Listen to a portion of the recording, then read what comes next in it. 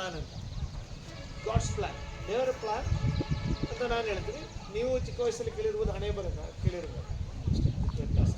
ದೇವರು ನಮಗಾಗಿ ಒಂದು ಪದ್ಧತಿ ಇಟ್ಟಿದ್ದಾರೆ, ಆ ಪದ್ಧತಿ ಪ್ರಕಾರವಾಗಿ ನಾವಿಲ್ಲಿ ನಿಂತಿರೋದು. ಓಕೆ, ಸೊ ನೀವು ಯಾರಾಗಬೇಕು ಎಂಬುದಾಗಿರುವಂಥ ಆ ಮಾತು, ಪೊಲೀಸ್ ಆಗಲಿ, ಡಾಕ್ಟರ್ ಆಗಲಿ, ಇಂಜಿನಿಯರ್ ಆಗಲಿ, ಆ ಗುರಿಯನ್ನು ಬಿಡಬಾರ್ದು. ಓಕೆ, ಮಾಡ್ಬೋದು, ಆದರೆ ಮೇ ಬಿ ಈ ಒಂದು ವರ್ಷದಲ್ಲಿ ನೀವೆಲ್ಲರೂ ತೀರ್ಮಾನ ತಗೊಳ್ಳಿ, ನನಗೇನಾಗಬೇಕು ಅಂತ. ಆ ಗುರಿಯನ್ನು ಇಟ್ಟುಕೊಂಡು ನಾವು ಏನು ಮಾಡಬೇಕು, ಸ್ಟಡಿ ಮಾಡಬೇಕು. ಕರೆಕ್ಟ್ ಅಲ್ವಾ? ಲಕ್ಷ್ಯ ಇದ್ರೇ ನಮಗೆ ಆ ಮಾರ್ಗದಲ್ಲಿ ಕರೆಕ್ಟಾಗಿ ಹೋಗಲಿಕ್ಕೆ ಸಾಧ್ಯ. ಓಕೆ, ಹಾನೆಸ್ಟಿ ಅಂದರೆ ಏನು? ಸತ್ಯಸಂಧತೆ ಅಪ್ಪ ಸರ್. ಹಾನೆಸ್ಟಿ ಸತ್ಯ,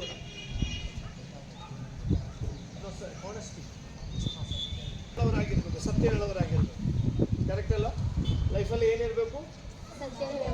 ಹಾನೆಸ್ಟಿ, ಸತ್ಯ ಹೇಳೋರಾಗಿರ್ಬೇಕು, ಸತ್ಯವೇ ಹೇಳಬೇಕು.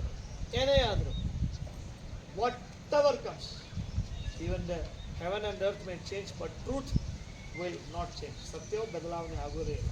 ಸತ್ಯವನ್ನು ಮುಚ್ಚಿಡಲಿಕ್ಕೆ ಯಾರಿಗೂ ಆಗೋದಿಲ್ಲ, ಸಾಧ್ಯವೂ ಇಲ್ಲ. ಸೊ ಅದರಲ್ಲಿ ನಿಜವಾಗಿರುವಂಥ ಮಾತನ್ನು ಹೇಳಿ ನಾವು ನಮ್ಮನ್ನು ಪರಿಶೀಲಿಸಿ. Okay, first is honesty, second one is humbleness.